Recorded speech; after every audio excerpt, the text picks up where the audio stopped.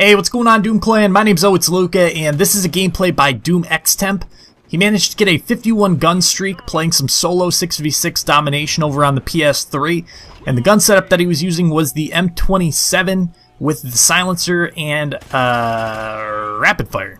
That's what the other one was. Silencer and rapid fire on the M27 as his gun setup. So if you guys do enjoy the gun streak that he got here, feel free to go check out his channel and sub to him. Link will be down in the description below, as well as a link to my channel. Again, my name is It's Luca. You guys can go check me out if you do enjoy the commentary. Now, what I actually wanted to talk about in the commentary was the new 3-year development cycle for Call of Duty, which some of you guys may know about, some of you guys may not, but I'll try and explain it to you so it makes a little bit more sense if you don't understand it. Basically, what had been happening over the last like 5 or 6 Call of Duties now was Infinity Ward and Treyarch would both get 2 years to work on their new games. So from Black Ops 1 to Black Ops 2 there was a 2-year gap. From Modern Warfare 2 to Modern Warfare 3 there was a 2-year gap. They had 2 years to work on it, and I think that they ran into some issues when they were trying to do that with Ghosts, because Ghosts not only had to have 360, PS3, and the PC developed for, they also had to have the 2 next-gen consoles as well. And I think they ran into some time constraints, which is why we got that esports patch a couple months into the actual release of the game instead of at release. And that makes sense. They're only one studio. It's going to be hard to develop for 5 different platforms with just one studio that's used to only developing for 3, especially when 2 of them are brand new.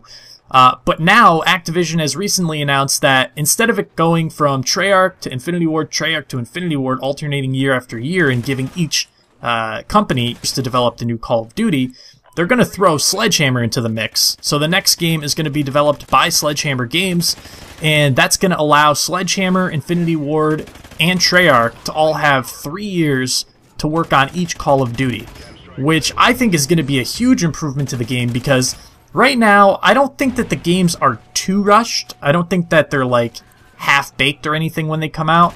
But there are a lot of issues with the games that could be solved by having a longer beta testing internally, because they don't really do the public beta tests, but they could have a longer closed beta internally to find some of the glitches and the hacks and, you know, the exploits and things like that that are within the games that they ship. You know, like I said, this time around, they didn't have time to add in that esports patch, which definitely would have made a huge difference in the tournaments in the first couple of months of the game. Obviously, esports has a huge following, so they have a lot of different markets that they need to cater to. Who knows, maybe the reason why they got rid of theater mode was because they didn't have time to develop it into the game. Maybe it was just because the new consoles had some, you know, built-in features to allow recording. But either way, it gives them more time to think about new features that they want to add, to balance the game, to patch it, to fix any issues that they might run into with glitching and exploiting and all that type of stuff. And I think overall it's just going to be a really beneficial change to Call of Duty, and I'm hoping that allows them to come up with some more original ideas for games, because right now I think the major downside to the Call of Duty series is that because they're under such time constraints to get the game out in 2 years, 2 years, 2 years, or, you know, realistically it's every single year they have a game coming out, I don't think they have a lot of time to really try and go back to the drawing board and figure out what they can do to make the game a more fresh experience.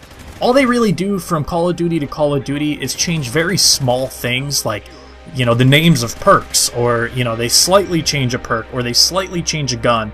But realistically, we've had all the same stuff over the past like 5 or 6 Call of Duties, and nothing truly has changed all that much. It's just been tiny, tiny changes year after year.